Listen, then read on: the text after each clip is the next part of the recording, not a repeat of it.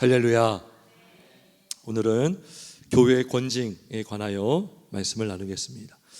교회 권징. 우리 믿음의 선진들, 특별히 우리 종교개혁자의 후예입니다. 우리는 개신교.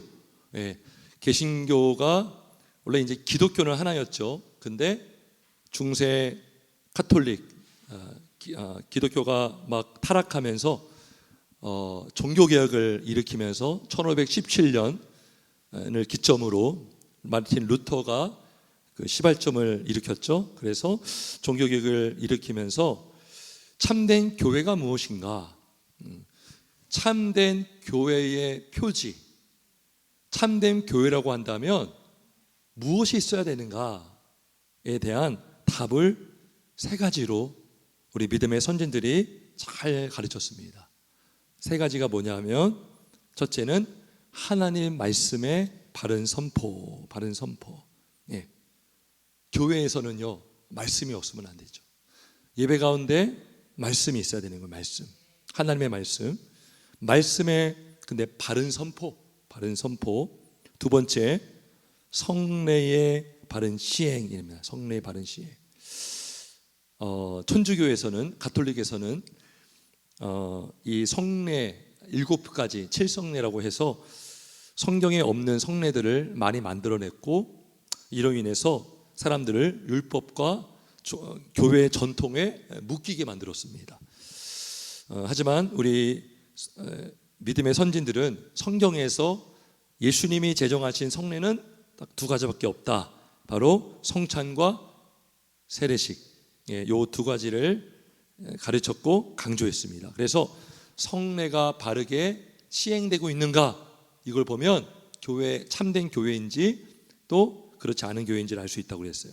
마지막 세 번째가 뭔지 아십니까? 그게 바로 권징이에요. 권징의 바른 시행. 자, 권징은 뭐냐? 말 그대로 권하고 징계하는 것이죠. 첫째는 권합니다. 권면합니다. 그러면 안 되지. 그렇게 하면 안 됩니다. 형제님 잘할 수 있지 않습니까? 그건 형제의 모습이 아닙니다. 예수님은 그걸 원하지 않으십니다. 근데 거기서 듣지 않으면 징계까지 나가는 거죠. 그래서 이 권징이라는 것은 교회에서 없어서는 안 될, 또 지도자로서 또 교회에 세우신 직원들에게 주신 하나님의 어떤 그 권세를 주셨는데, 그게 바로 권징하는 권위를 주신 것입니다. 칼빈이라는 목사님은 우리 종교개혁의 아주 시조, 루터와 함께, 루터보다 조금 뒤에 태어나신 분이신데, 칼빈이 루터가 종교개혁을 시작했다면 칼빈은 그 바로 뒤에서 좀 더 체계화시킨 분이다. 장로교를 아주 체계화시킨 분이다라고 하시는 분인데, 그 칼빈 선생님이 이렇게 얘기했어요. 권징이 없는 교회는 마치 무질서한 상태의 공동체와 같다. 그래서 무정부 상태와 같다. 교회에서 훈계와 징계가 없다면 아무런 질서가 이루어질 수 없다. 그래서 이 권징은 우리 다스리는 자, 특별히 감독과, 성경에 보면 감독, 또 장로, 목사, 같은 말이거든요. 그러한 교회 직원을 통해서 하나님께서 정치를 맡기셨다라는 것입니다. 이 웨스트민스터 신앙고백서 30장 1항에 보면 이렇게 말합니다. 제가 읽어볼게요. 교회의 왕이시며 머리이신 주 예수께서는 국가 위정자와 구별되는 교회 직원들의 손에 정치를 맡기셨다. 무슨 말이냐면, 국가 위정자가 교회를 다스리는 것이 아니라 교회에서는 따로 정치하는 사람들이 있다는 거죠. 직원들을 세워서 정치를 맡기셨다. 여러분, 우리가 정치하면 일단은 부정적인 인식이 강합니다. 정치하면 막 정치꾼이다, 또 막 그런 말을 하잖아요.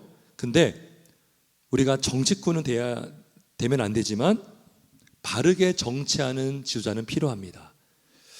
하나님께서, 우리 주님께서 직원들의 손에 정치를 맡겼다는 것은 교회 질서와 평강과 또 교회가 든든히 세우기 위해서 꼭 필요한 바로 정치라는 것이죠. 그래서 뭐 교회 당회, 또 노회, 총회, 이런 회들이 있는 게 뭡니까?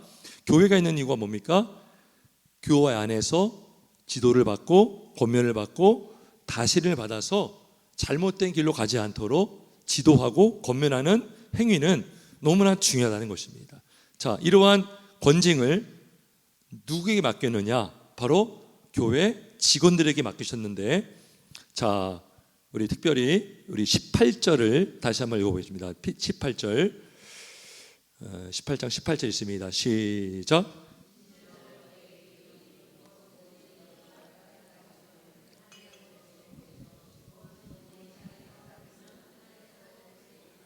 예, 진실로 너에게 이르노니 무엇인지 너희가 땅에서 매면 하늘에서도 매일 것이다.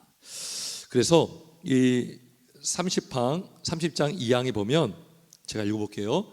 교회 직원들에게는 천국의 열쇠가 맡겨져 있다. 천국의 열쇠가 맡겨져 있다는 거죠. 그래서 열기도 하고 풀기도 하는 권세를 직원들에게 하나님 맡기셨어요. 주님 맡기셨는데, 자, 말씀과 권징을 사용해서 회개하지 않는, 자, 죄를 지었습니다. 분명한 공적인 죄를 졌는데 권면에도 듣지 않아요. 그럼 징계가 들어가죠. 징계를 통해서 최종 벌이 뭐냐면 출교예요. 출교. 그건 뭐냐? 하늘의 문을 닫아버리는 거죠. 그래서 회개치 않는 자들에게 천국을 닫기도 하고, 반대로 복음을 듣고 회개하고 다시 하나님 앞에 돌아오는 자는 권징을 해제함으로, 그러니까 자물쇠가 있고 또 여는 열쇠가 있죠. 권징을 해제함으로 천국을 열기도 한다. 이 말씀이 바로 18장 18절의 말씀이에요. 자, 비슷한 말씀이 어디 있느냐? 16장, 우리 16장 베드로에게 한 말씀인데 16장 18절 19절, 마태복음 16장 18절과 19절을 같이 한번 읽어보겠습니다. 시작.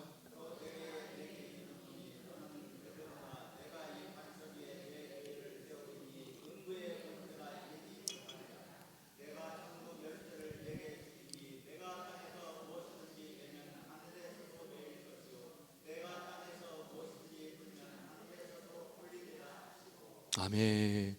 참, 이 권세를 교회에 주셨는데, 특별히 교회 직원들에게. 그래서 이 다스리는 자, 고린도전서 12장과 로마서 12장에 보면 은사 중에 다스리는 자는 부지런함으로, 이런 말씀이 있어요. 다스리는 자, 다스리는 자가 누구냐? 바로 장로 또는 목사를 말합니다.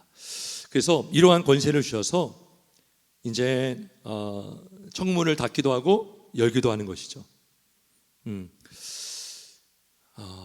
자, 그래서 이 교회의 권징이 필요한 이유가 여러 가지가 있는데, 첫째는 뭐냐? 바로 범죄한 형제들을 바로잡고 다시 얻기 위함이에요. 바로잡고 다시 얻기 위함이다. 여러분, 자녀들이 있어요. 자녀들이 자꾸 잘못된 행동을 하고 잘못된 길로 가고 있다면 부모님들이 가만히 두겠어요? 아니면 제지하시겠어요? 당연히 제지하겠죠. 마찬가지로 범죄한 형제들이 있어요. 그러면 그 형제들을 권면함으로, 권징함으로 다시 바로잡아서 얻게 하기 위해서 권징을 행한다는 것입니다. 우리 다시 18장 15절을 보면, 우리 15절을 한번 같이 읽겠습니다. 15절 시작. 내 형제가 죄를 범하거든 가서 너와 그 사람과만 상대하여 권고하라. 만일 들으면 내가 내 형제를 얻은 것이요. 그죠? 형제를 얻었다. 그 형제를 살렸다는 거예요. 살렸다는 것입니다. 그래서 권면하는 거예요. 여러분, 권면하는 자가 뭐 가르치려고 하거나 지식 자랑을 하기 위해서 권하는 것이 아니라, 권하는 것은 그 사람으로 하여금 돌이키게 하려고, 그 길로 더 가지 않도록 하기 위해서, 죄인의 길에 서지 않고 오만한 자들의 자리에 앉지 않도록 권고하는데, 들으면 내가 내 형제를 얻은 것이다. 예. 그 들은 사람은 고마워하겠죠. 아, 목사님이, 장로님이 나를 위해서 이렇게 고면해 줬구나. 나를 위해서 내가 잘못한 것을 나는 몰랐는데 이렇게 알려주셔서 참 감사하다. 그래서 갈라디아서 6장 1절에 보면 이런 말씀이 있어요. 형제들아, 사람이 만일 무슨 범죄한 일이 드러나거든 신령한 너희는 온유한 심령으로 그러한 자를 바로잡아 너 자신을 살펴보아 너도 시험을 받을까 두려워하라. 예, 그래서 고면할 때는요, 온유한 마음으로 해야 돼요. 온유한 마음으로. 예. 여러분, 온유한 마음으로 해도 들을 사람은 다 듣습니다. 예. 무조건 막 소리 지르고 겁박주고 이게 아니라 온유한 심령으로 그러한 자를 바로잡아. 예, 바로잡아. 그래서 첫째 단계는 뭡니까? 1대1. 예, 이 사람이 딱 범죄한 게 드러났잖아요. 그러면 개인적으로 가서 권고하는데, 들으면 그 사람은 살아나는 거예요. 예. 호세아서에 보면 너희가 여호와라는 지식이 없어 망했다 그랬고, 들으면 살아난다 이런 말씀도 성경에 많아요. 들으면 살아난다. 에스겔서에 보면 마른 뼈와 같은 사람들이 하나님의 말씀을 들음으로 살았죠. 예. 하나님은 교회의 지도자를 통해서 권고할 수 있죠. 들으면 살아나는 것입니다. 그래서 권징이 필요한 이유는 뭐냐?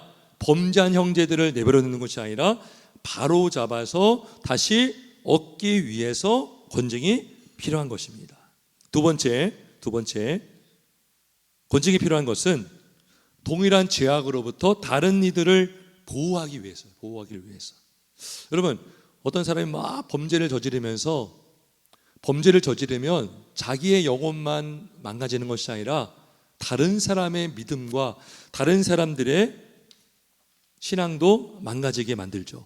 우리 디모데 후서 2장 16절에서 18절까지 한번 찾아보겠습니다. 디모데 후서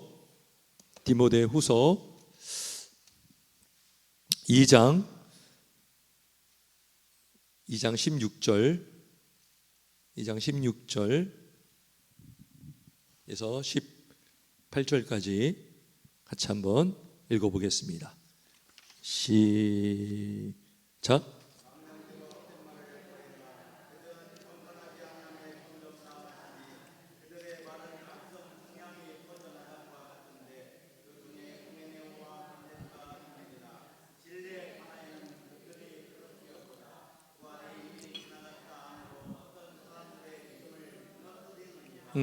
어떤 한 사람이 자꾸 다른 사람에게 잘못된 막 믿음을 막 주입시키는 거죠.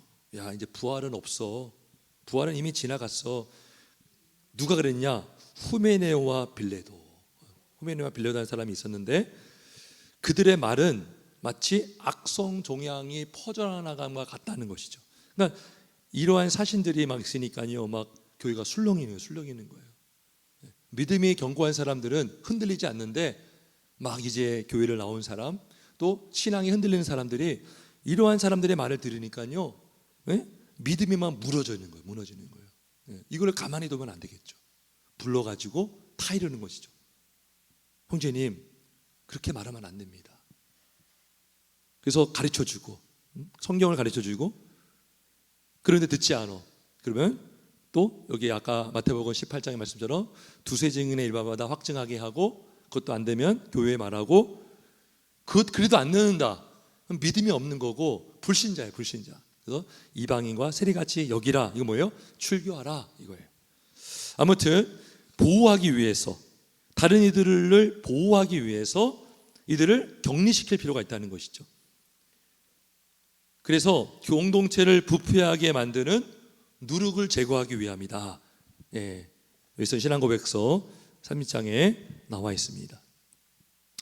자, 우리 고린도전서 5장 한번 찾아보겠습니다. 5장 12절과 13절. 고린도전서 5장 12절 13절.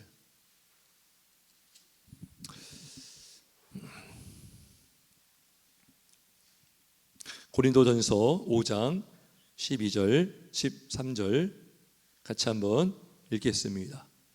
시작.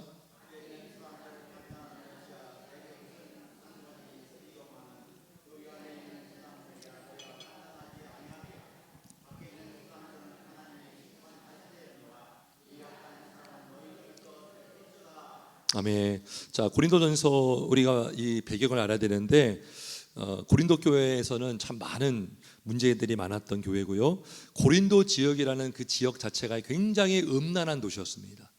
그 여사지들이요, 그 바알 신전에서요 창기로 막 일했던 그런 창기들이 많았고요. 고린도 지역, 너는 고린도 사람 같아 하는 그 표현이 너는 굉장히 음란한 사람이야 말이 있을 정도로 고린도 지역은 굉장히 음란한 도시였는데, 교회 안에서도 심지어 교회를 다니고 있는 사람들 중에 음란이 있었는데 5장 1절에 보면 근신상간, 아버지의 아내와 아내를 취한 거예요. 그런데 그 뭐예요? 바울이 지금 고린도 교회를 향해서 권면하기를 내쫓으라 이거예요.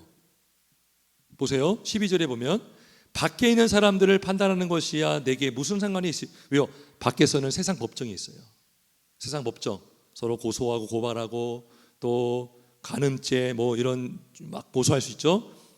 근데 밖에 있는 사람들은 하나님이 심판하시려니와 이 악한 사람은 너희 중에서 내쫓으라 해야죠. 네.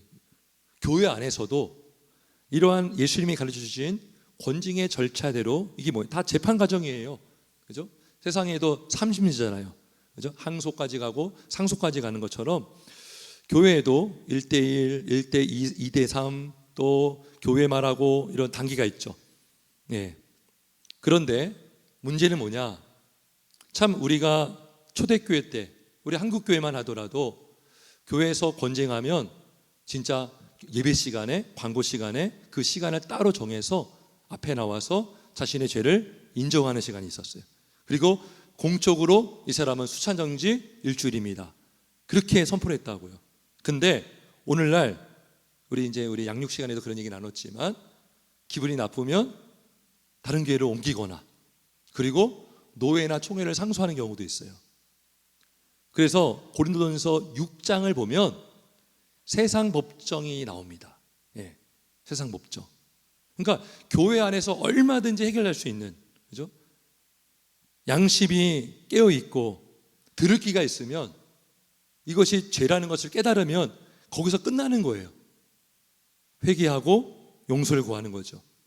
그런데 나는 문제가 없다라고 끝까지 버티면 세상 법정까지 고소고발이 난무하게 되는 것입니다. 예.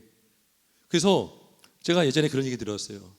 세상 법정에서 자꾸 교회에 또 종교 담당 검사가 있고 종교 담당 변호사들이 있더라고요. 예. 그래서 이 재판관들이 믿음 없는 사람들은요 굉장히 시험들 일이에요. 다시 시험 든다는 게 보다도 정말 하나님의 영광을 가리는 거죠. 아니 그러한 싸움은 우리 일반 사람들도 금방 끝내는데 계속 가니까요. 그러한 이야기를 듣기도 합니다. 안타깝죠. 아무튼 교회 공동체를 부패하게 만들고 다른 사람들에게 악영향을 끼치는 것을 막기 위해서 권징은 필요하다라는 것입니다. 필요하다. 그 다음에 또 권징이 왜 필요하냐면 그리스도의 명예와 복음의 거룩한 고백을 옹호하기 위함이다. 예수 그리스도의 명예를 세워주기 위한 것입니다. 명예를. 자, 디모데전서 1장 20절 한번 찾아보세요. 디모데전서 1장 20절. 디모데전서 1장 20절.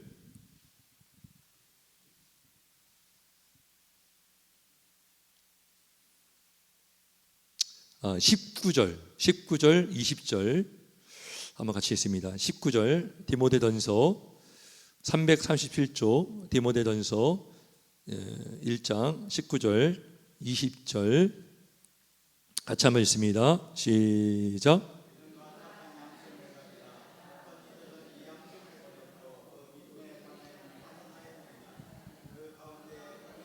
알렉산더가 있으니 내가 사탄에게 내준 것은 그들로 훈계를 받아. 아멘. 그러니까 이들이 지금 출교당한 건데 지금 성경은 사탄에게 내줬다라고 연결시켜요. 그러니까 출교당했다는 것을 이들을 사탄에게 내줬다. 그래서 그들로 훈계를 받게 해서 신성을 모독하지 못하게 하려 함이라 이거죠.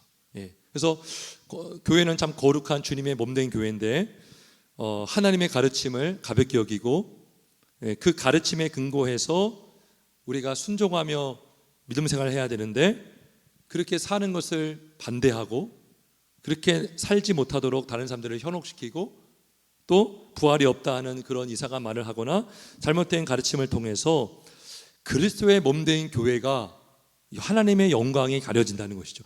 예수님이 십자가의 죽으심과 부활로 교회를 세우셨는데 예수의 피로 값주고 산 교회인데 예수님의 피의 권세와 능력을 부정하고 십자가의 복음을 부정한다면 뭡니까? 그리스도의 명예와 권위와 영광을 훼손하는 것이다. 훼손하는 것이다. 그래서 신성 모독하지 않도록 사탄에게 내줬다. 이게 뭐예요? 출교했다는 거예요. 그런 표현을 쓰고 있어요. 자, 그리고 권징을 하는 이유는 뭐냐? 이 범죄자들에 의해서 하나님의 약속, 언약이 훼손됨으로 교회에 임할 하나님의 진노를 막기 위함이다. 막기 위함이다.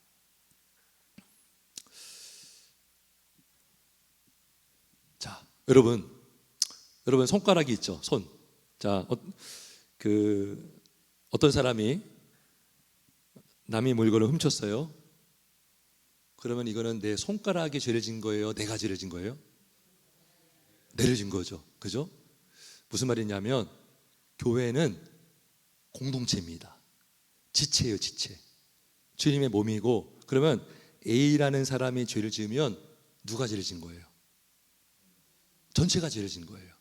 예. 그래서 여호수아 7장에 보면 아간의 범죄가 나오거든요. 하나님이 다 바쳐라. 아말렉 족속을 다 진멸하고 다 바쳐라 했는데 아간이 좋은 짐승들은 취했어요. 자기 것으로 취했어요.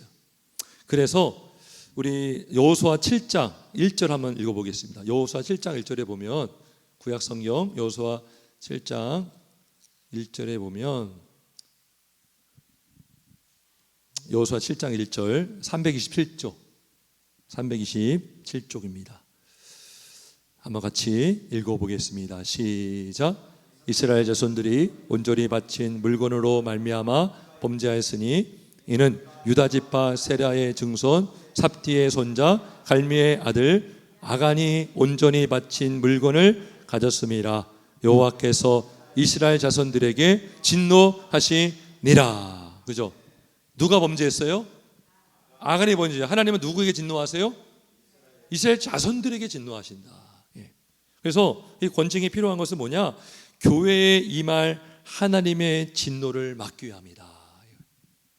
막기 위함이다. 그래서 징계는 교회의 거룩성을 유지하고 그리고 범죄한 자들의 영혼을 살리고 다른 영혼을 보호하기 위해서 권징을 행하는 것입니다.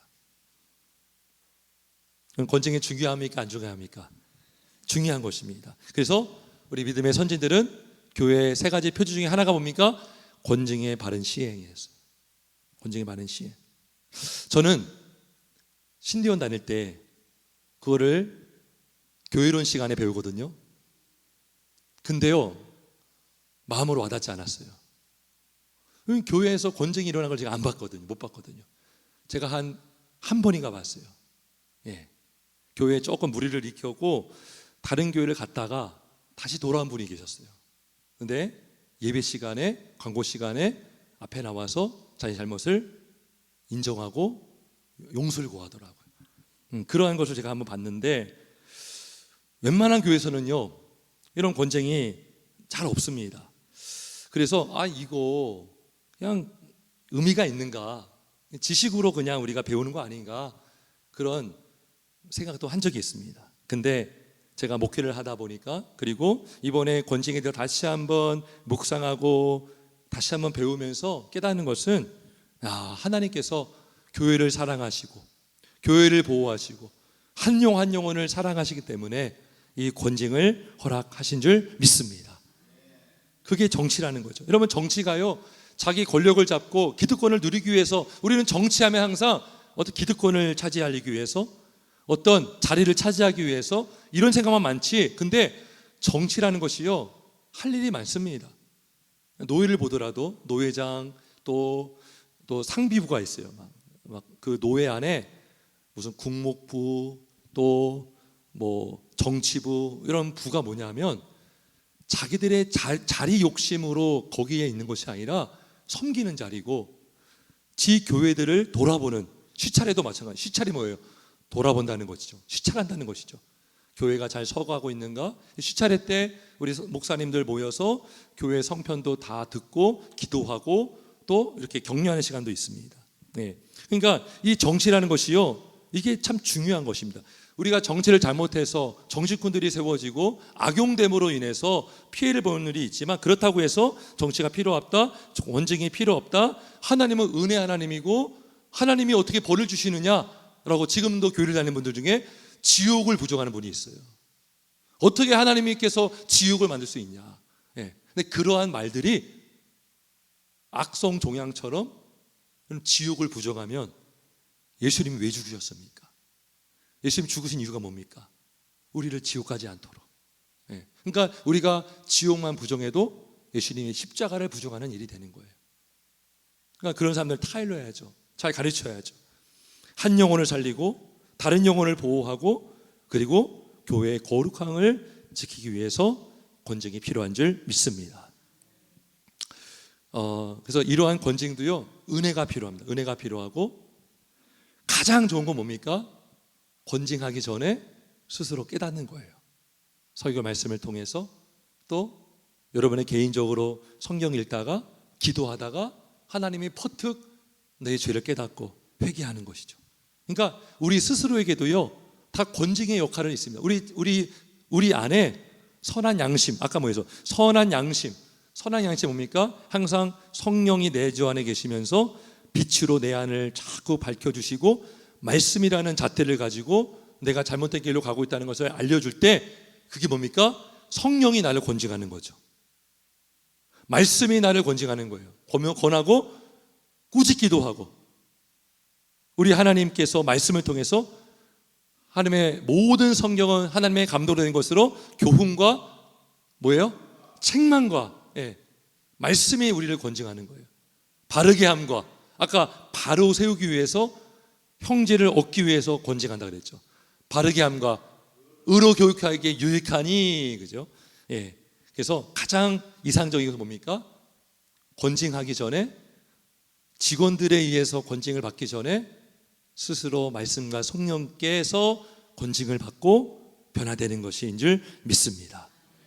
사도행전 9장 31절을 마지막으로 보고 마치겠습니다. 사도행전 9장 30절.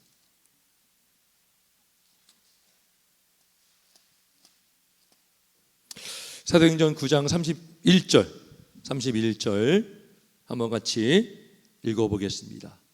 우린 사도행전 9장 31절 같이 읽습니다. 시작. 그리하여 온 유대와 갈릴리와 사마리아 교회가 평안하여 든든히 서가고 주를 경외함과 성령의 위로로 진행하여 수가 더 많아지니라. 아멘. 이게 뭐예요? 교회 안에 자체가 자정 능력이 있는 거예요.